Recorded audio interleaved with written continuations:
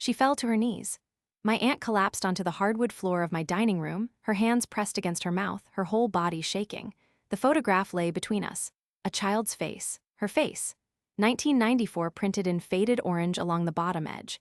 My 6-year-old daughter stood there holding an empty purse, confused, looking at me for an explanation I couldn't give. The entire table had gone silent. 14 people. Forks suspended. Wine glasses halfway to lips. My mother's mouth hung open. My sister stared. My uncle pushed his chair back slowly, the legs scraping against the floor. "How did you?" My aunt's voice broke. "Where did you?" I knelt down next to her. I took the photograph from my daughter's hand and looked at it properly. A little girl, maybe 4 years old, sitting on a swing set, dark curls, my aunt's exact eyes, the date stamped clear. "Emma, go play with your cousins upstairs," I said quietly. My daughter hesitated, then left the room. I heard her footsteps on the stairs. The adults remained frozen. My aunt looked up at me, tears streamed down her face. "I never told anyone," she whispered. "I was 16. They made me, they said I had no choice. Some people in my family still think I should have stayed quiet about what happened next. I need you to tell me." The light in the dining room was warm, candles on the table. I had spent 3 hours that afternoon cooking. Roasted chicken, garlic potatoes, fresh bread. This was supposed to be a normal Sunday dinner, the kind we had once a month, the kind where everyone pretended we were close. I was calm. I had been prepared for something to break open eventually. Not this. Not exactly this, but something. My aunt was still on the floor. My mother stood up. "Laura, get up. Let's not make a scene." "A scene?" I heard myself say. "Mom, did you know about this?" My mother's face went pale. She looked at my aunt, then at me, then at the photograph still in my hand. "We need to talk about this privately," my mother said. "No." My aunt's voice was stronger now. She stood up slowly, wiping her face. "No more private. I'm done with private. Let me tell you how we got here. I grew up in a family where appearances mattered more than truth. My mother ran the family like a corporation. Image, reputation, control. My father went along with whatever she said. My sister learned early to perform. I learned early to disappear. We weren't poor. We weren't rich. Comfortable. My father managed a regional bank. My mother worked part-time at a law firm doing admin. They owned their house. They took 1 vacation a year. Everything looked fine from the outside. But inside, my mother had a hierarchy. My sister was the golden child. Beautiful, charming, married young to a man with family money. My aunt, my mother's younger sister, had always been the family mystery. She lived 2 hours away. She came to holidays but never stayed long. She never married. Never had children, as far as anyone knew. And then there was me. I was the practical one, the boring one, the one who worked too much and didn't have enough to show for it, according to my mother. I had married at 24, divorced at 28. I had a daughter. I worked in consulting. My mother told people I did something with computers, even though I had explained my job a dozen times. At family dinners, the conversation always followed the same pattern. My sister would talk about her husband's latest business venture. My mother would praise her. My brother-in-law would make some comment about the market. My father would nod. Then someone would turn to me. "And how's work, sweetie?" "Busy, good. Still doing the same thing, more or less." "Well, that's nice. Stability is important." Then they would move on. What they didn't know was that I had started my own firm 3 years earlier. What they didn't know was that I had clients in 12 states.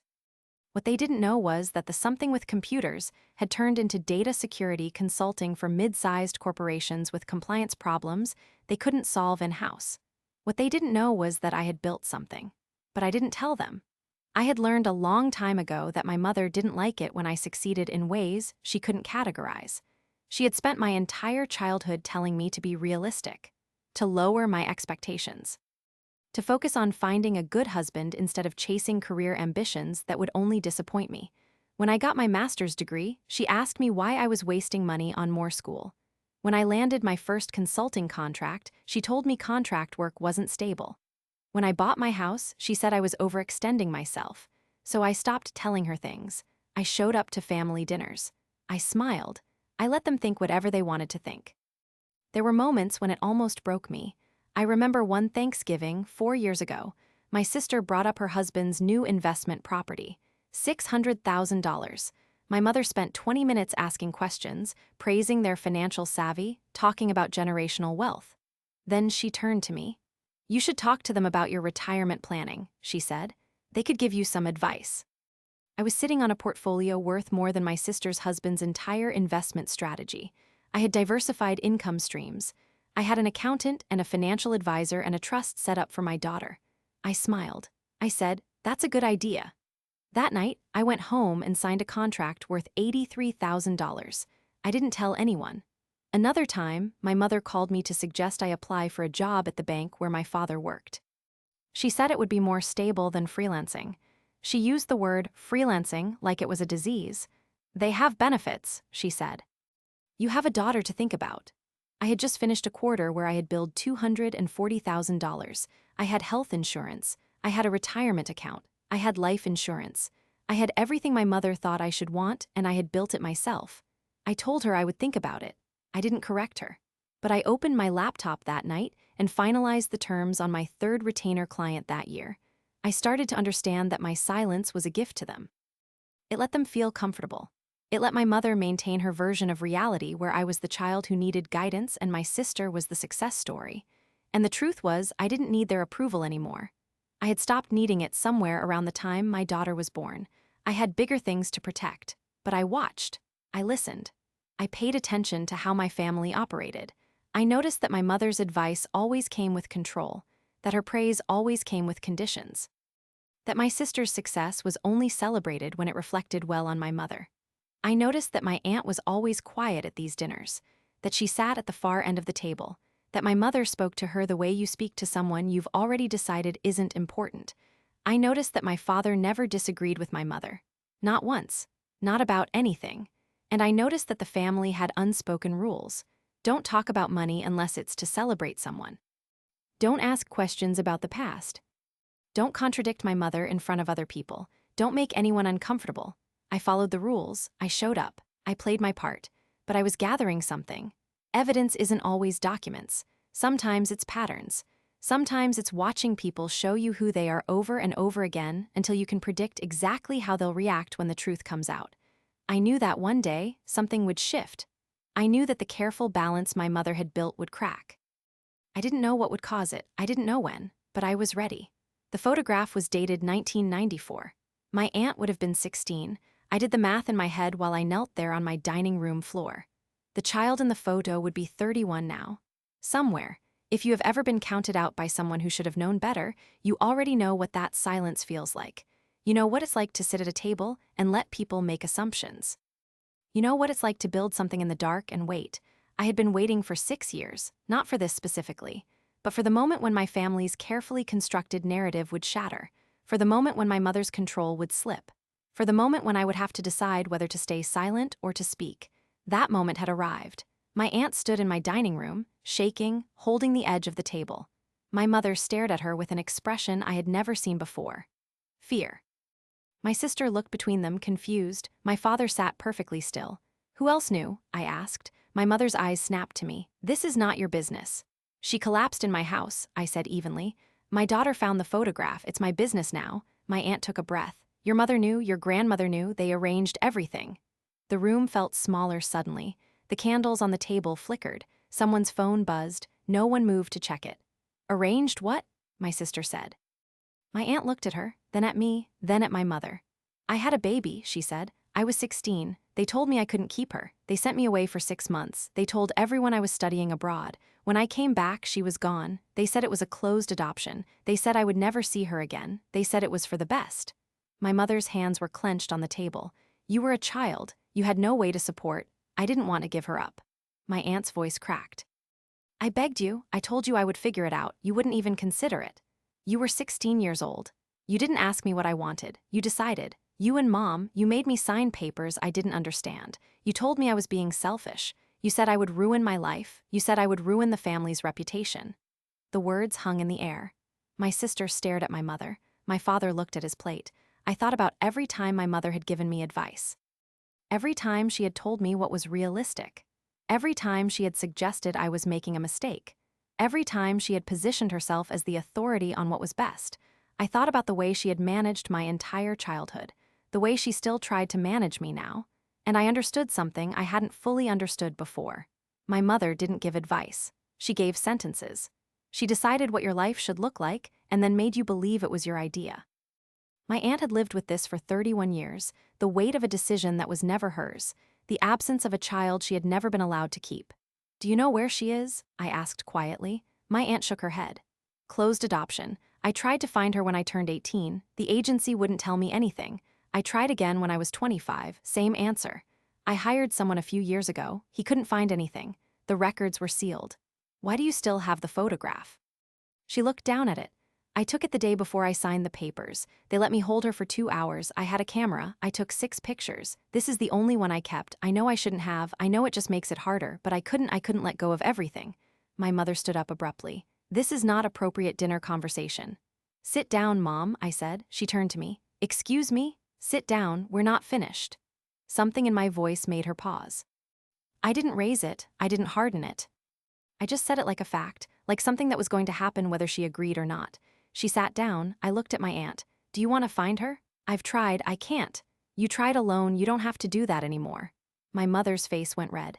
"You have no idea what you're talking about. This is a closed adoption, legally sealed. You can't just—" "I know someone," I said. My sister blinked. "You know someone who does what?" "Adoption searches, reunification cases." "I consulted for a nonprofit 2 years ago. They specialize in this." My mother laughed. It was a sharp, bitter sound. "Of course you do. Of course you have some connection to make yourself look important." I ignored her. I looked at my aunt. "If you want help, I can make a call tomorrow." She stared at me. "Why would you do that?" "Because it's the right thing to do, and because I'm tired of watching this family bury things that matter." My mother slammed her hand on the table. The wine glasses rattled. "You have no right to interfere in this. This was decided 31 years ago. It's done." "It's not done for her," I said, nodding toward my aunt. "It's only done for you." The silence that followed was different. It wasn't shock anymore.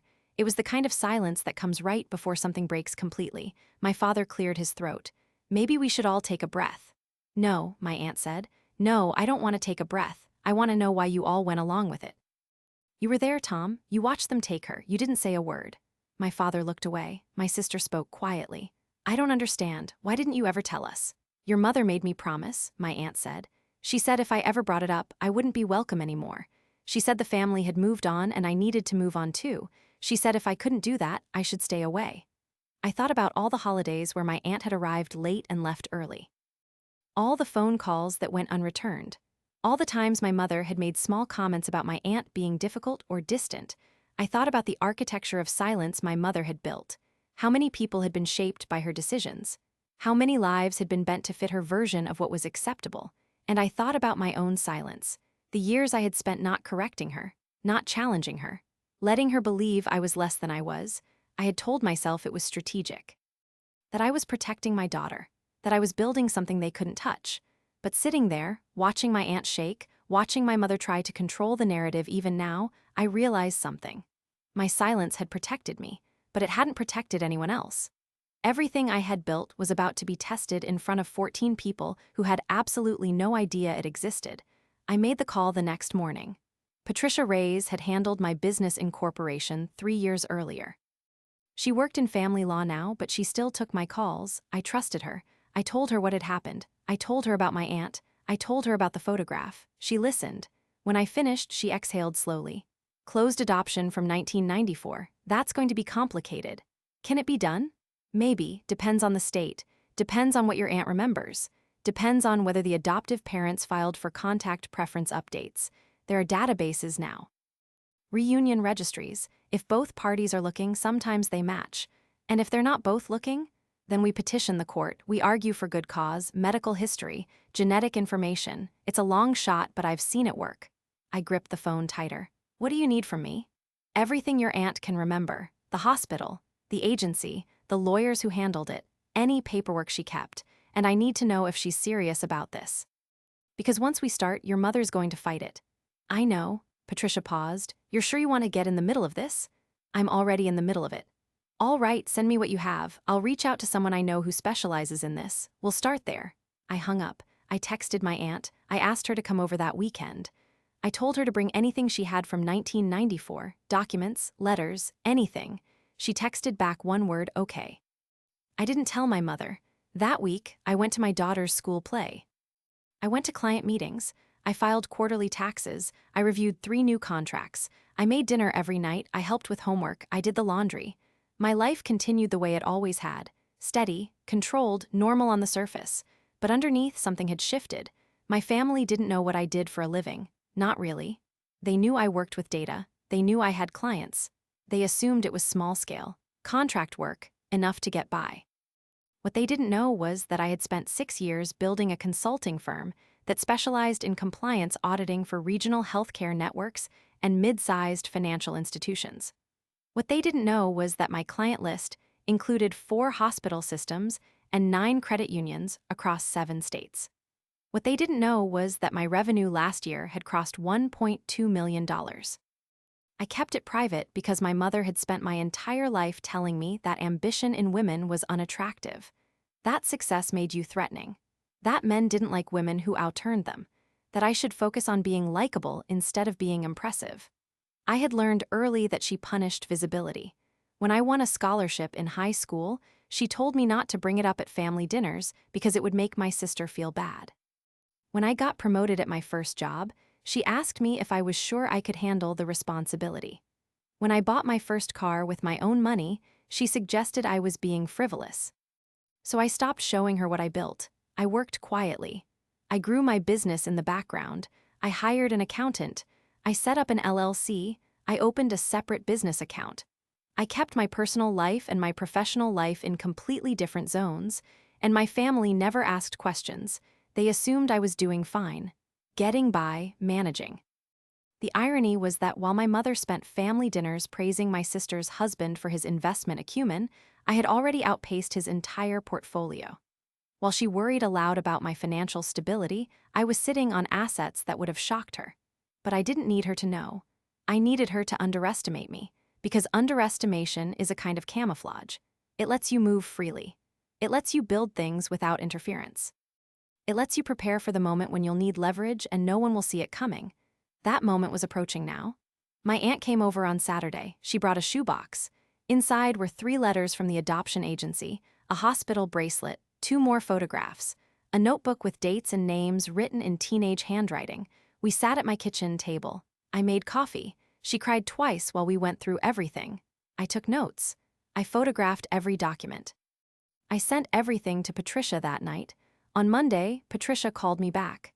I talked to my contact. Her name is Alina Moss. She runs a nonprofit that handles adoption reunification cases. She's good. She's been doing this for 20 years. I sent her what you gave me. And she thinks she can find something. The agency your aunt used is still operating. They've updated their policies since the 90s. They participate in reunion registries now. Alina's going to start there. If that doesn't work, she'll petition the court for access to the sealed records. How long will that take? Could be 3 months, could be a year, depends on how cooperative the agency is. Depends on whether the adoptive parents are still alive, depends on whether your aunt's daughter registered anywhere. What are the chances? Patricia hesitated. Honestly, 50-50, but Alina's found people with less to go on. If your aunt's daughter is looking, we'll find her. If she's not, this gets harder. Thank you. One more thing, your mother is going to hear about this eventually. You know that, right? I know. And when she does, she's going to try to shut it down. Let her try. Patricia laughed quietly. All right, I'll keep you updated. I hung up. I looked at the documents spread across my table. I thought about my aunt's face when she had talked about holding her daughter for 2 hours before signing the papers. I thought about 31 years of silence. I thought about my mother's voice at that dinner. This is not appropriate dinner conversation. Control. That was what my mother valued. Not truth, not compassion. Control. She had controlled my aunt's story for 3 decades. She had controlled the family narrative. She had controlled who got to speak and who had to stay quiet. And now I was disrupting that control. I knew what would happen. She would call me. She would tell me I was overstepping. She would remind me that this wasn't my business. She would try to manage me the way she had managed my aunt. But I wasn't 16. I wasn't asking for permission. 2 weeks later, my sister called. Hey, Mom wants to do lunch this weekend. You free? I kept my voice light. Sure, where? That place on 4th Street, the French one, Saturday at noon. Sounds good. I knew what this was. My mother didn't do casual lunches. She did strategic meetings disguised as casual lunches. Saturday came, I drove to the restaurant. My mother and sister were already seated. My mother smiled when I walked in. It was her public smile, the one she used when she wanted something. There you are, we already ordered drinks. I sat down. The waiter brought menus. My mother ordered a salad. My sister ordered the same. I ordered the salmon. We made small talk for 10 minutes. My sister talked about her son's soccer team.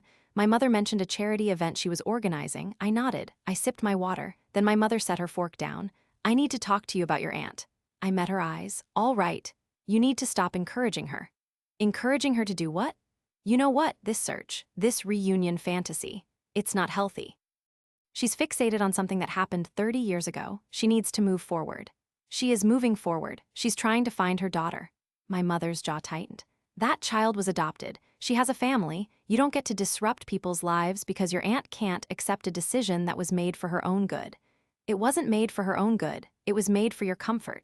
My sister looked between us. She set her fork down carefully. My mother leaned forward. You don't know what you're talking about. You weren't there. You don't understand what the situation was like. Your aunt was a child. She had no resources, no plan, no support system. We did what we had to do.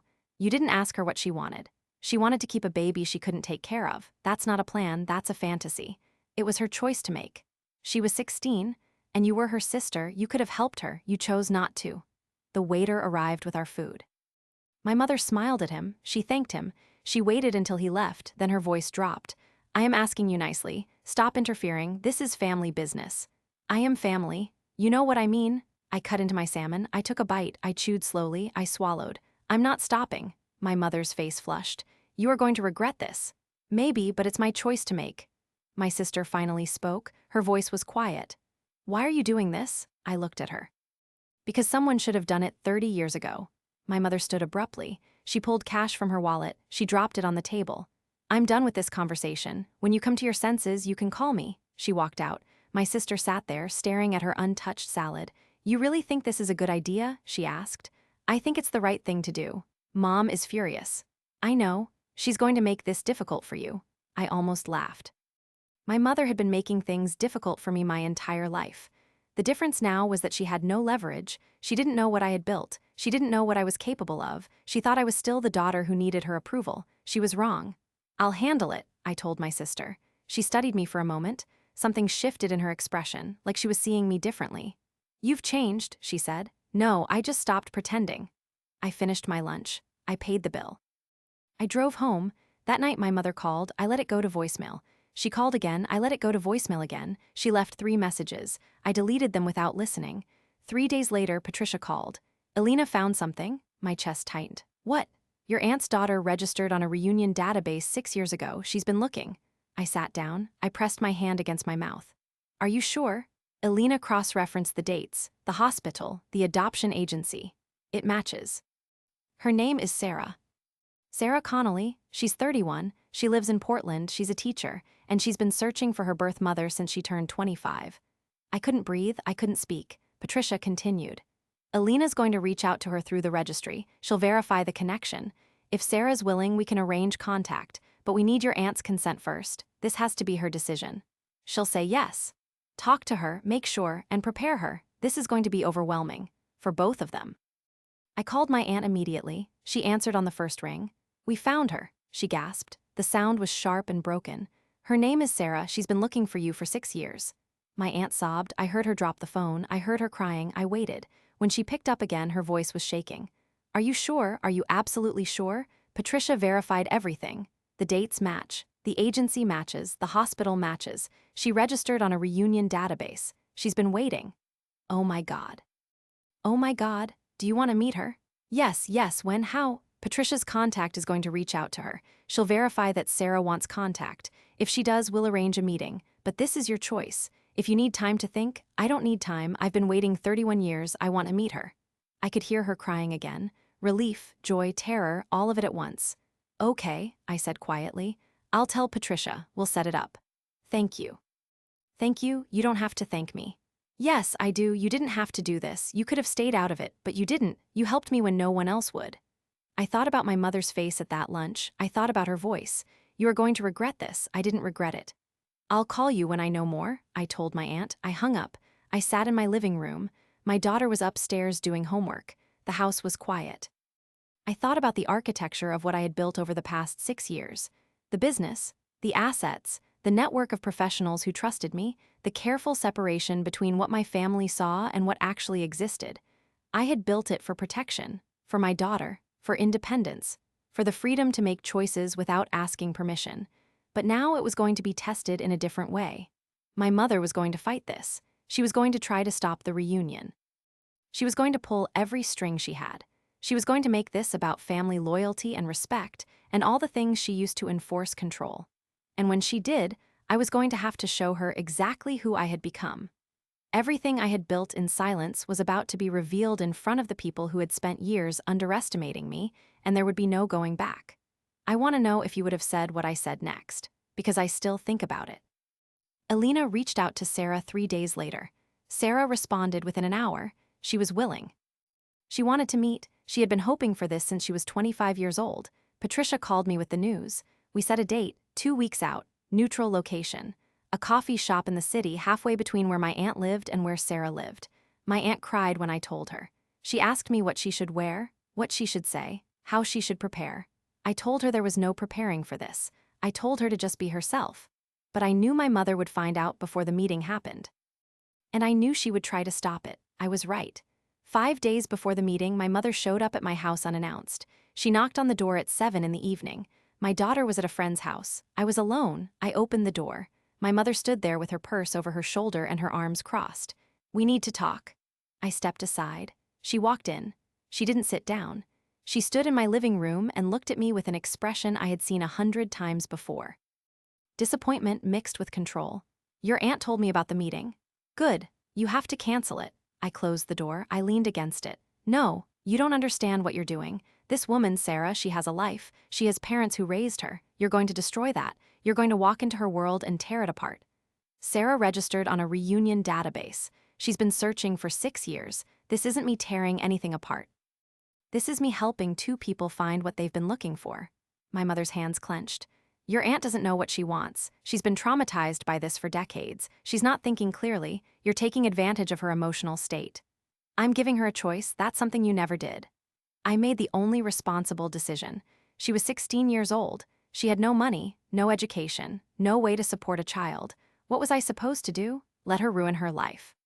"You could have helped her keep the baby." "With what? We didn't have money for that. We didn't have space. We didn't have resources. You think raising a child is some romantic fantasy? It's expensive. It's exhausting. It would have destroyed her future. You didn't give her the chance to find out." My mother stepped closer, her voice lowered. "You need to stop this. Call Patricia. Cancel the meeting. Tell your aunt it's not happening. End this before it goes any further." "Why?" "Because it's the right thing to do." "For who?" She stared at me. "For everyone. Not for my aunt, not for Sarah, just for you. You think you're so smart, you think you've figured everything out, but you don't know what you're talking about. You don't know what it was like back then. You don't know the pressure I was under. You don't know what people would have said. I know you chose your reputation over your sister's happiness." Her face flushed red. "You have no right to judge me." "I'm not judging you. I'm just refusing to help you cover it up anymore. If you go through with this, there will be consequences." I straightened. I looked at her directly. "Like what?" "You'll regret it.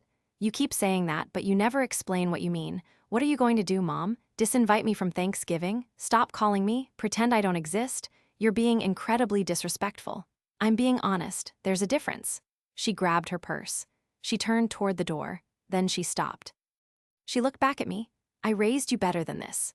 "No," I heard myself say. "You raised me to be quiet. I learned to be better on my own." She left. She didn't slam the door. She closed it carefully, deliberately, like she was making a point. I stood there in my living room. My hands were shaking, not from fear, from adrenaline, from the weight of what I had just done. I had crossed a line. There was no going back now. The next morning, my sister called. "Mom told me what happened." "I'm sure she did. She's really upset." "I know. Can you just talk to her? Can you try to work this out?" "There's nothing to work out. The meeting is happening. My aunt wants it. Sarah wants it. That's the end of the discussion." My sister sighed. "You're making this so much harder than it needs to be." "It's already hard. I'm just not pretending anymore." She hung up. I went to work. I had a client meeting at 10, a contract review at 2. I answered emails. I filed reports. I moved through my day the way I always did, but something had shifted. I could feel it. The structure my mother had built around this family was cracking, and I was the one holding the hammer. The meeting was set for Saturday at 2 in the afternoon. My aunt asked me to come with her. I said yes. We drove to the city together. She was quiet the entire way. I didn't try to fill the silence. I just drove. When we got to the coffee shop, Sarah was already there. She was sitting at a table near the window, dark curls. My aunt's exact eyes. She stood up when she saw us. My aunt stopped walking. She pressed her hand to her mouth. Sarah took a step forward. "Are you Laura?" My aunt nodded. She couldn't speak. Sarah's eyes filled with tears. "I've been looking for you for so long." They stood there for a moment. Then my aunt moved. She crossed the space between them. She reached out. Sarah reached back. They hugged. My aunt sobbed. Sarah held her. I stayed by the door. I gave them an hour. I sat at a different table. I ordered coffee I didn't drink. I watched them talk. I watched them cry. I watched them pull out photographs and letters and pieces of a life that had been separated for 31 years. When I finally drove my aunt home, she was exhausted, but she was smiling. "Thank you," she whispered. "You don't have to keep thanking me." "Yes, I do. You gave me my daughter back." I dropped her off. I drove home. I made dinner for my daughter. I helped with her homework. I did the dishes. I went to bed. The next morning, my mother called a family meeting. She didn't ask. She announced it in the family group text. Sunday dinner at her house. Everyone required to attend. I knew what this was. This was her move. This was where she would try to reassert control. This was where she would make me the villain in front of everyone. I texted back, "I'll be there." Sunday came. I drove to my mother's house. My sister was already there. My brother-in-law, my father, my uncle. My aunt, my mother had set the dining room table. She had made a roast. She had poured wine. Everything looked normal, but I could feel the tension the moment I walked in. We sat down. We ate. My mother made small talk. She asked about my daughter's school. She complimented my sister's new haircut. She talked about the weather. Then, halfway through the meal, she set her fork down. "I think we need to address what happened last weekend." The table stiffened. My aunt looked at me. I kept my expression neutral. My mother continued. "Your aunt met with someone, a woman named Sarah. This woman claims to be the child your aunt gave up for adoption 31 years ago." "She doesn't claim," I interrupted. "She is." My mother's eyes snapped to me. "We don't know that for cert." Patricia verified the records. Alina cross-referenced the agency files. The dates match. The hospital matches. Sarah registered on the reunion database 6 years ago. She's been searching. This isn't a scam. This is real. My mother's jaw tightened. Regardless, this meeting should not have happened without family discussion. This affects all of us. It's not just your aunt's decision. "Actually, it is," I replied. "It's exactly her decision. She's the one who lost a child. She's the one who's been living with that for 3 decades. She's the one who gets to decide whether to pursue this." My brother-in-law spoke up. He had been quiet until now. "I think what your mother is saying is that this could have implications for the family, financial implications." I turned to him slowly. "What financial implications?" He shifted in his seat. "Well, if this woman is family, she might have claims to family assets, inheritance, that kind of thing." The room held its breath. I let the silence sit for a moment. Then I smiled. It wasn't a kind smile. "You're worried about inheritance." My brother-in-law glanced at my mother. "It's a legitimate concern." "Interesting. Tell me, what family assets are you concerned about?" My mother cut in. "That's not the point." "No, I think it is the point, because if we're going to talk about financial implications, we should probably be clear about what we're talking about, so let's lay it out. What assets?" My sister looked uncomfortable. "This isn't about money." "Then what is it about?" My mother stood up. Her voice rose. "It's about protecting this family. It's about maintaining boundaries. It's about not letting strangers disrupt our lives. Sarah isn't a stranger, she's your niece. She is a woman we don't know, who was raised by other people, who has no connection to this family. She has a biological connection. She has my aunt's DNA. She has been searching for her birth mother for 6 years. That's a connection." My mother slammed her hand on the table. The glasses rattled. "You have no right to make these decisions. You have no authority here." I stood up slowly. I looked at her directly. "Actually, I do." My mother laughed. It was sharp and bitter. You work contract jobs. You live paycheck to paycheck. You can barely afford to take care of your own daughter. You have no authority." The room froze. My sister's eyes widened. My father looked down at his plate. My uncle shifted uncomfortably. I reached into my bag. I pulled out a folder. I set it on the table. "You think I work contract jobs?" My mother stared at the folder. "What is that?" "Open it." She didn't move. I opened it for her. I pulled out the first document, my LLC registration. I slid it across the table. "I own a consulting firm. I incorporated 6 years ago, the year after my divorce." I pulled out the second document, a client list. "I have 43 active clients across 7 states, healthcare networks, financial institutions, credit unions, regional hospital systems." I pulled out the third document. "My previous year's tax return. Last year my firm billed $1.2 million in revenue. The table went completely still. My sister's fork clattered against her plate. My brother-in-law's mouth opened slightly. My father blinked. My mother stared at the papers. That's not possible. It's public record. You can verify it yourself. My brother-in-law leaned forward. He picked up the tax return. He scanned it. His face shifted. "This is real," he whispered. My sister turned to me. You've been making over $1 million a year?" "For the past 3 years, yes. Before that, it was lower, but consistent." My mother's hands trembled. "Why didn't you tell us?" "Because you never asked. And because every time I tried to talk about my work, you dismissed it. You called it contract work. You suggested I apply for a job at Dad's bank. You acted like I was barely getting by. You let us think. I let you think what you wanted to think. I didn't correct you. There's a difference. If you're still here, hit like. I need to know you saw that." My mother sat down slowly. She looked at the documents spread across the table. She looked at me. "Why are you showing us this now?" "Because you questioned my authority. You suggested I had no right to help my aunt. You implied I was financially unstable. I'm correcting the record." My brother-in-law set the tax return down carefully. "You've been sitting on this for years." "I've been building this for years." Quietly, without interference. "While you all assumed I was struggling." My sister's voice was small. "I don't understand. Why would you hide this?" "Because Mom told me my entire life that ambition in women was unattractive. That success made you threatening, that I should focus on being likable instead of being impressive. So I stopped trying to impress her. I just built what I wanted to build and kept it to myself." My mother's face had lost all color. "That's not fair." "It's accurate." My uncle spoke for the first time. His voice was careful. "So when you said you were helping your aunt, you meant?" "I meant I hired an attorney. I connected her with a specialist. I facilitated the search. I paid for the database access. I covered the legal fees. I made it happen." My mother stood again. Her voice shook. "You had no right to do that without consulting the family." "I had every right. I'm an adult. I have resources. And my aunt asked for help. That's all the authority I needed." "This is going to destroy us." "No. It's going to destroy the version of this family you built, the one where you control everything, where no one questions you, where we all pretend your decisions were for the best. That version is done." My brother-in-law's face had gone carefully blank. He looked at my mother. "Did you know about this, about her business?" "Of course not." He turned to me. "How long have you been operating at this level?" 6 years. "And you never mentioned it." "Would it have mattered?" He didn't answer. But his expression said enough. He was recalculating. I could see it. The shift from dismissal to assessment. He was a businessman. He understood what $1 million firm meant. He understood what it meant that I had built it without anyone noticing. My sister was staring at me like she didn't recognize me. "I thought we were close." "We were, but you never asked about my life. You talked about yours. I listened. That's not the same thing as being close." My mother's voice dropped to a whisper. "You've been lying to us for years." "I never lied. I just didn't volunteer information you never asked for. Every time you made an assumption about me, I let you keep it. That's not lying. That's just not correcting you." My father finally spoke. His voice was quiet, tired. "What do you want from us?" I looked at him. "I want you to leave my aunt alone. I want you to stop trying to control her relationship with Sarah. I want you to accept that this is happening whether you approve or not." My mother's hands clenched into fists.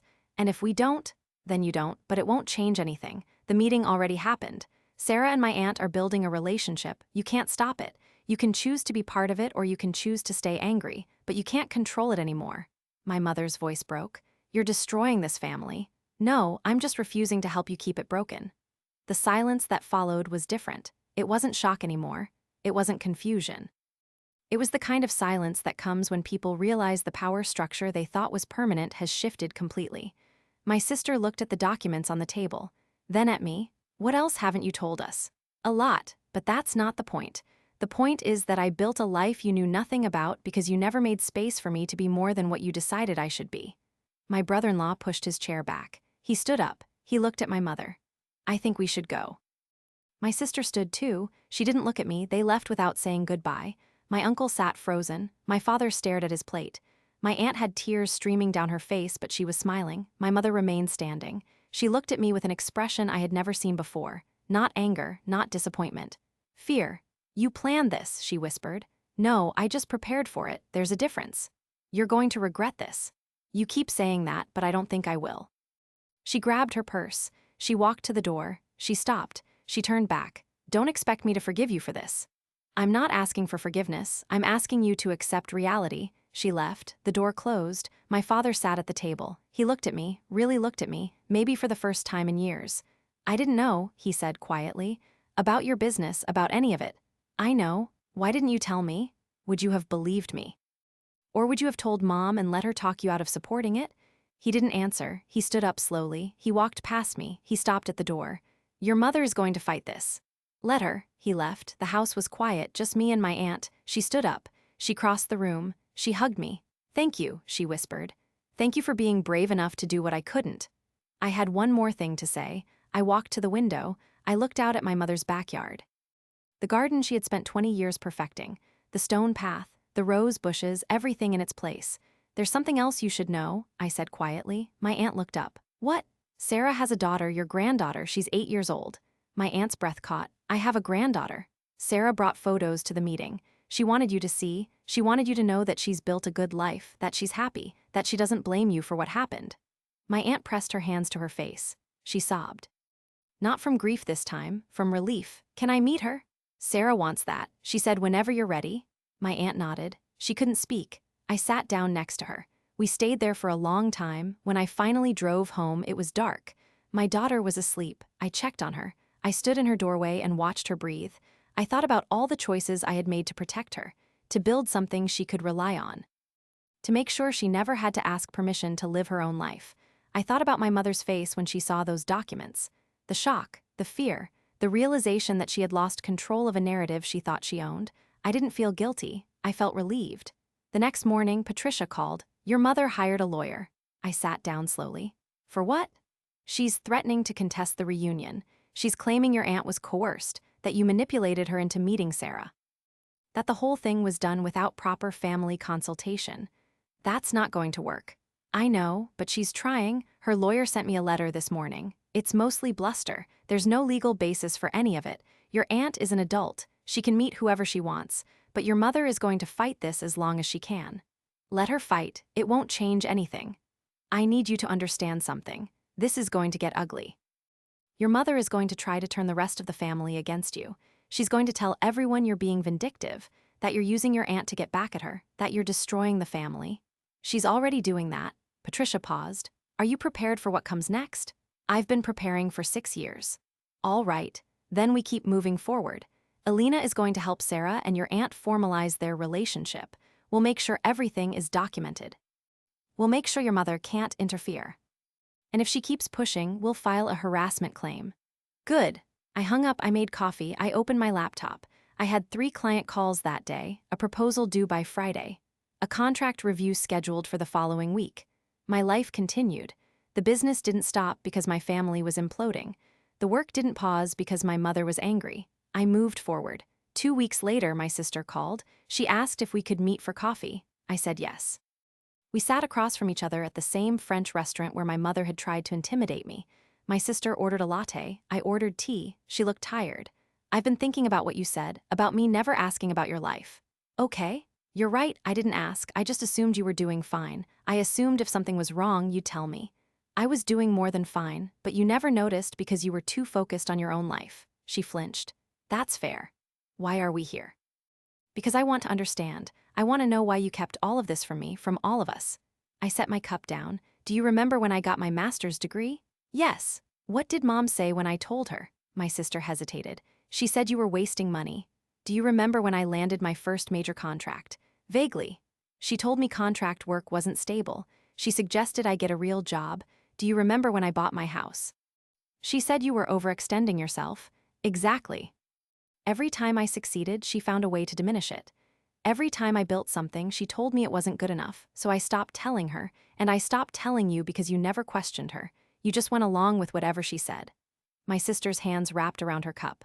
I didn't realize. I know, that's the problem. You didn't realize because you didn't have to. You were the golden child. Everything you did was celebrated. Everything I did was scrutinized. So I learned to operate outside of her awareness. I learned to build things she couldn't touch. And now you've used that to help Aunt Laura? Yes. Mom thinks you're doing this to hurt her. I don't care what Mom thinks. My sister looked at me carefully. You've changed. No, you're just seeing me clearly for the first time.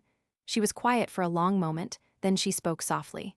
I'm sorry for not asking, for not paying attention, for assuming you needed Mom's approval as much as I did." I didn't respond immediately. I let the apology sit there. I examined it. I decided whether to accept it. "Thank you," I finally said. "But an apology doesn't change what happened. It doesn't undo the years of being invisible in my own family." "I know, but I want to do better, if you'll let me." I looked at her, really looked at her. I saw something I hadn't seen before: uncertainty, humility, the beginning of awareness.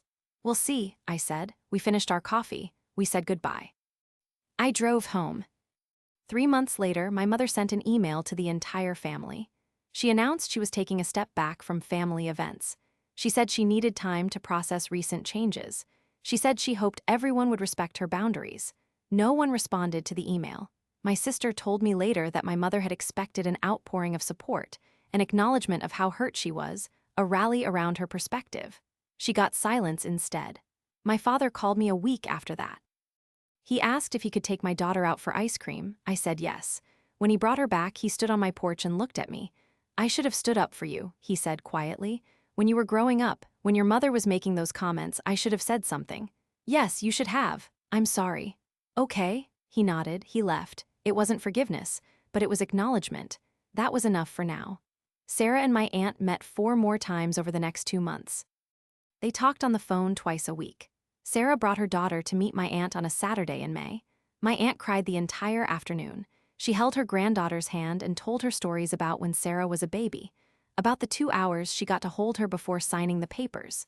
Sarah told my aunt she forgave her. She said she understood. She said she had been raised by good people who loved her, but she had always wondered about her birth mother. She had always felt like something was missing. Now it wasn't missing anymore. I watched them together at that meeting. I saw the resemblance. The same dark curls, the same way of tilting their heads when they laughed, the same hands. I thought about my mother, about her insistence that this reunion would destroy lives, about her certainty that she had made the right choice 31 years ago. She had been wrong, not just about the adoption, about all of it, about control, about what people needed, about what it meant to be family. I left that meeting and drove home. I picked up my daughter from school. We made dinner together. We talked about her day. We watched a movie. We went to bed. My life was exactly the same and completely different. The business kept growing. I hired 2 associates that year. I expanded into 3 new states. I signed a retainer contract with a hospital network worth $370,000 annually. I moved into a bigger office. I bought new furniture. I hung my degrees on the wall. My daughter started middle school. She joined the debate team. She made honor roll. She asked me one day if Grandma was coming to her birthday party. I said I didn't think so. She said okay and went back to her homework. She didn't ask again. My aunt and Sarah are planning a trip together next year, just the 2 of them. Sarah's husband is supportive. Her adoptive parents have been kind about the reunion. They understand. They're not threatened. They know they raised her. They know she loves them. This doesn't change that. My mother has not apologized. She has not reached out. She sends birthday cards to my daughter with $20 bills inside. She does not call. She does not visit. She has retreated into whatever story she tells herself about what happened. I do not miss her. My sister and I talk occasionally. She asks about work now. She listens when I tell her. She does not offer advice. She does not compare my life to hers. We are not close the way we were when we were children, but we are honest now. That is better. My father takes my daughter out once a month. He does not talk about my mother. He asks about school, about friends, about what she wants to be when she grows up. He is trying. It is not enough to undo the past, but it is something. I still go to work every day.